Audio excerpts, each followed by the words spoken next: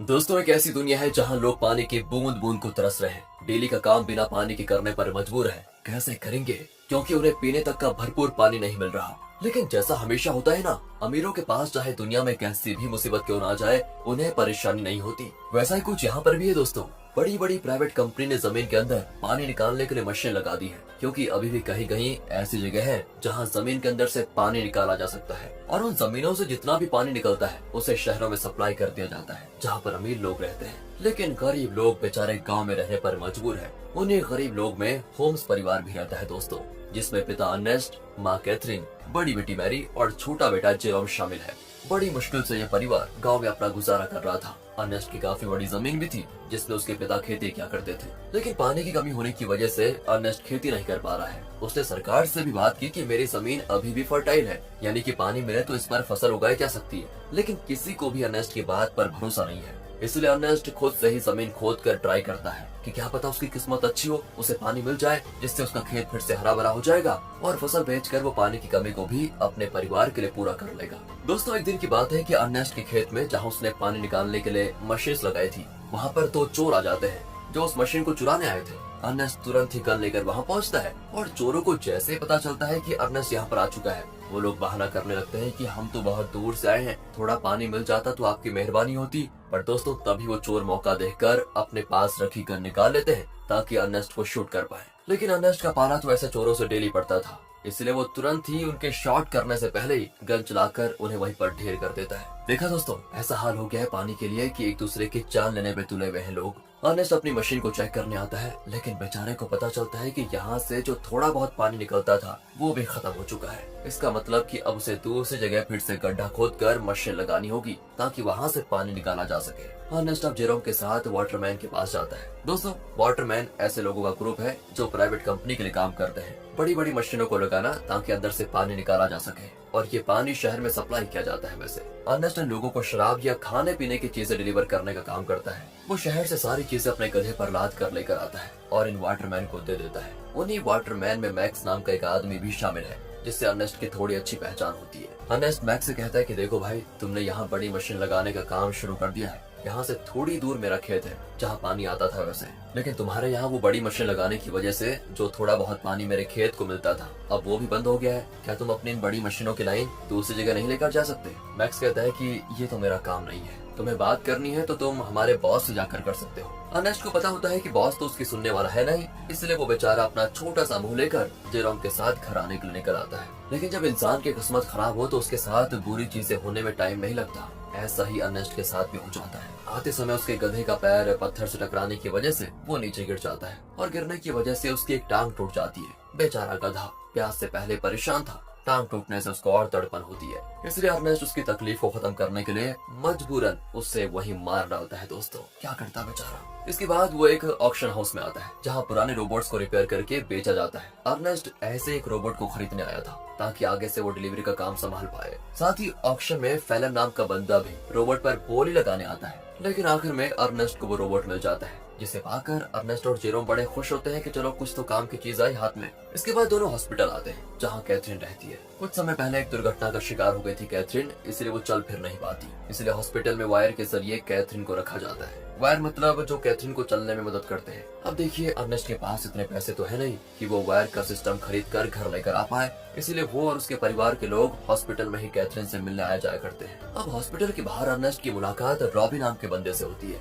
जो अर्नेस्ट का बढ़िया दोस्त है, काफी ज्यादा करीबी है। उसके पास तो रहने के लिए घर तक भी नहीं है, साथ ही वो दिमाग से भी थोड़ा कमजोर है। इसलिए अर्नेस्ट उसके पास जो थोड़ा बहुत पानी होता है वो रॉबी और उसके परिवार को दे देता है, क्योंकि भले ही अर्नेस्ट के पास भी पानी की कमी है, लेकिन बंदे का दिल बहुत बढ़िया है यार। अब वहाँ से अर्नेस्ट जैसे ही घर आता है ना, उसके पास फेलम पहुँच जाता है, जो उससे कहता है कि मुझे तुम्हारा रोबोट चाहिए, कुछ जरूरी काम है। अर्नेस्ट को पता था कि फेलम एक नंबर का बदमाश आदमी है, वो रोबोट वापस करने में नाटक करेगा। इसीलिए दोस्तों, अर्नेस्ट रोबोट देने से साफ मना कर देता है। साथ ही दोस्तों, मैं आपको बता दूं कि फेलम और अर्नेस्ट की बेटी मैरी का एक दूसरे के साथ चक्कर चल रहा है। अर्नेस्ट ने कई बार मैरी को समझाया कि वो फेलम से दूर रहे, वो अच्छा इंसान नहीं है, लेकिन मैरी है कि सुनने को तैयार ही नहीं होती। फेलम की वजह से वो तो अपने पिता से भी नफरत करने लगी है। बताओ दोस्तों, माँ बाप कभी गलत होते हैं क्या? जो बच्चे माँ बाप की बात नहीं मानते उनके साथ तो बुरा होता ही है। कहीं मैरी के साथ भी कुछ बुरा ना हो जाए। खैर, आगे आगे देखते हैं। अगले सीन में अर्नेस्ट एक और जगह गड्ढा खोद रहा होता है, इस उम्मीद में कि शायद वहाँ से कुछ पानी निकल जाए, लेकिन बड़ी मशीनों के पाइपलाइन के कारण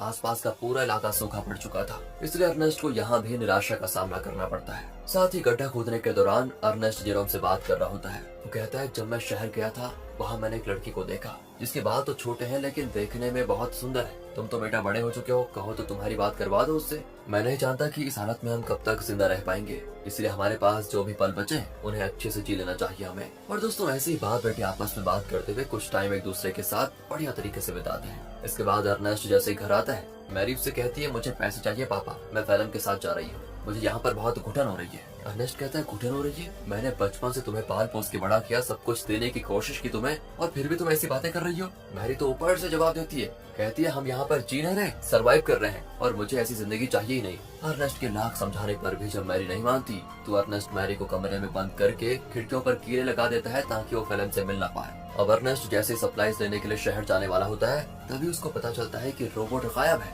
ये देखकर उसकी हालत खराब, वो परेशान हो जाता है। वो समझ चुका था कि ये काम तो फैलन के अलावा कोई दूसरा कर नहीं सकता। वो वहाँ से तुरंत वाटरमैन के पास आता है ताकि उनसे पूछ सके कि क्या फैलन यहाँ पर आया था कि नहीं। पर वहाँ पर आते ही मैक्स और बाकी वाटरमैन मिलकर अर्नेस्ट पर धावा बोल देते हैं दोस्तों, और जमकर उसकी पिटाई करने लगते हैं। उनका कहना होता है कि तुमने हमारी सप्लाई चुराई, जो हमारी मेहनत की कमाई थी, जिसे तुमने शायद कहीं और बेच दिया होगा। अर्नेस्ट कहते हैं, अरे ये क्या कह रहे हो तुम? मैं खुद यहाँ तुमसे पूछने आया था कि क्या फैलम मेरा रोबोट लेकर यहाँ आया था या नहीं, लेकिन उल्टा तुम लोग मुझे ही मार रहे हो। दोस्तों अर्नेस्ट यहाँ पर समझ चुका था कि जरूर फैलम ने शहर से मेरे बदले सप्लाईज ले ली और उसे वाटरमैन को देने के बजाय चुरा कर कहीं और लेकर चला गया। इसलिए दोस्तों अर्नेस्ट जैसे तैसे वाटरमैन से पीछे छुड़ाकर फैलम को ढूंढने के लिए निकल जाता है, जो उसे मिल भी जाता है। साथ ही अर्नेस्ट का शक भी सही था, उसने ही सप्लाईज चुराई थी दोस्तों, जिससे वो बड़े आराम से खा पी रहा था। इसलिए अर्नेस्ट गन पॉइंट पर लेकर फैलम को डरा देता है और उसे वाटरमैन के पास ले जाने लगता है, ये बताने के लिए कि सप्लाईज मैंने नहीं फैलम ने चुराई थी। आगे बढ़ते हुए दोनों काफी ज्यादा थक चुके थे। अर्नेस्ट सबसे ज्यादा थक चुका था और साथ ही साथ उसका पानी भी खत्म हो चुका था। इसीलिए दोस्तों फैलम अर्नेस्ट को बहकाने की कोशिश करता है कि मैंने सप्लाईज की थोड़ी शराब पी ली थी और थोड़ी बची है, मेरी मानो तो बची हुई शराब हम दोनों आधा आधा बांट कर पी लेते हैं। ज्यादा से ज्यादा वाटरमैन क्या करेंगे, मुझे मारेंगे ही ना, लेकिन अगर हमने पिया नहीं तो हम प्यास से जरूर मर जाएंगे। इस पर अर्नेस्ट मान जाता है, लेकिन जैसे ही वो फैलम को रस्सियों से आजाद करता है, फैलम उस पर ही हमला कर देता है। बेचारा अर्नेस्ट पहले से ही थका हुआ था और मार खाने की वजह से उसका काफी ज्यादा खून बहने लगता है। इसके बाद तो फैलम जबरदस्ती पाके सारी शराब अर्नेस्ट के मुंह में डाल देता है, ताकि जब वाटरमैन उसे देखे तो उन्हें यकीन हो जाए कि अर्नेस्ट ने ही सप्लाईज चुराई थी और उसी ने उनकी शराब पी ली। इतना ही नहीं दोस्तों, फैलम अर्नेस्ट को मार मार कर रोबोट के साथ ही रस्सी से उसको बांध देता है, ताकि दुनिया को लगे कि रोबोट ने आउट ऑफ कंट्रोल होकर अर्नेस्ट पर हमला कर दिया, जिससे उसकी जान चली गई। और होता भी ऐसा ही है, बेचारा अर्नेस्ट मारा जाता है दोस्तों, और सभी लोगों को लग रहा था कि रोबोट ने अर्नेस्ट की जान ली। दोस्तों हमेशा अच्छे लोगों के साथ बुरा ही क्यों होता है यार। अगले सीन में जेरोम अपने पिता को खोने के बाद बहुत उदास बैठा होता है। वो सारा गुस्सा रोबोट पर उतार कर उसे तोड़ने की कोशिश कर रहा होता है, क्योंकि अभी तो उसने ये मान लिया है कि रोबोट ने ही उसके पिता की जान ली, लेकिन हम सब जानते हैं कि सच्चाई क्या है। तब वहाँ पर फैलम आकर जेरोम से कहता है, रोबोट को तोड़कर क्या मिलेगा, ये आगे चलकर हमारे ही काम आएगा, इसलिए इसको तोड़ो मत, और तुम चिंता मत करो, मैं हूँ ना, मैं तुम्हारे परिवार को संभाल लूंगा, तुम्हारे और मैरी का अच्छे से ख्याल भी रखूंगा। बताओ दोस्तों, कातिल ये मसीहा बनने की कोशिश कर रहा है। अगले सीन में दिखाते हैं कि फैलम मैक्स के पास आकर कहता है, मुझे पानी की एक पाइपलाइन चाहिए ताकि उसकी मदद से मैं अर्नेस्ट की जमीन पर खेती कर सकूं। मैक्स कहता है, मैं क्या तुम्हारा कोई नौकर हूँ, जो तुम कहोगे और मैं कर दूंगा। तो फैलम उससे कहता है कि अच्छा, तुम्हें मानना पड़ेगा दोस्त, मानना पड़ेगा। वो दोस्तों उसका चाकू दिखाते हुए कहता है, ये चाकू तो याद है तुम्हें, उस दिन जब सप्लाईज लेकर तुम लोगों ने अर्नेस्ट पर हमला किया था, तब ये चाकू अर्नेस्ट ने तुमसे ले लिया था, और मुझे ये चाकू उसकी बॉडी के पास मिला जिसमें तुम्हारा नाम लिखा हुआ है। सभी जानते हैं कि मरने से एक रात पहले सप्लाईज लेकर तुम्हारी और उसकी लड़ाई हुई थी। तो मैं क्या सोच रहा था कि मैं जाकर सभी को ये बात बता देता हूँ कि लड़ाई के दौरान तो मैक्स अर्नेस्ट को नहीं मार पाया, लेकिन अगले दिन जब उसे मौका मिला तो उसने अर्नेस्ट को मार दिया और आरोप डाल दिया रोबोट पर। यह सुनकर मैक्स घबरा जाता है और फैलम की बात मानते हुए कंपनी से छुपाकर एक सीक्रेट पाइपलाइन अर्नेस्ट के खेत में चालू करवा देता है, जिससे दोस्तों खेत को पानी मिलना शुरू हो जाता है। सभी बड़े खुश होते हैं कि यहाँ पर फिर से खेती हो सकेगी। फैलम दोस्तों डेली हल जोतता है ताकि फसल उगा पाए। देखते देखते उसकी मेहनत रंग ला जाती है और खेती में चारों तरफ फसल उगने लग जाती है, जिसे देखकर जेरोम और बाकी सभी बड़े खुश होते हैं। साथ ही फैलम और मैरी रिलेशनशिप में भी थे, जिस वजह से मैरी प्रेग्नेंट हो चुकी थी, इसलिए उन दोनों की शादी करवा दी जाती है। शादी से फैलम बड़ा खुश था, लेकिन अंदर ही अंदर उसे ये भी याद आ रहा था कि ये सब अर्नेस्ट का था जो उससे मैंने छीन लिया। आज वो जिंदा होता तो ना ही मैरी से उसकी शादी होती और ना ही ये खेत उसे मिलता।